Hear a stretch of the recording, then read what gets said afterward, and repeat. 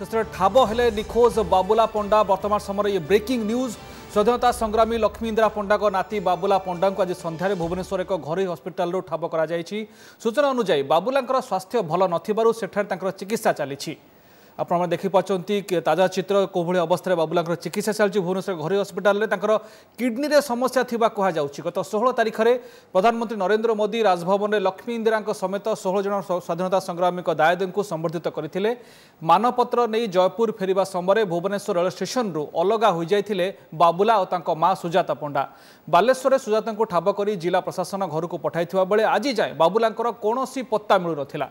अन्य पक्षे गत 24 तारिख में बाबुला निखोज नहीं बीजेडी नेता रविनारायण नंद और मंत्री प्रणव प्रकाश दास को दायी करथिला बीजेपी। प्रधानमंत्री और बीजेपी को अपमानित करने को बाबुला उभय प्रणव प्रकाश और रवि नंद योजनाबद्ध भाव गायब करिसेंति बोली बीजेपी विधायक प्रदीप पुरोहित अभियोग करथिले। तेबे उभय नेता ये अभियोग को खंडन करथिले। एबे प्रश्न उठुछि बाबुला गत 10 दिन धरी केउठी थिले केबेठारु हॉस्पिटल रे भर्ती होइछंती बाबुला पंडा।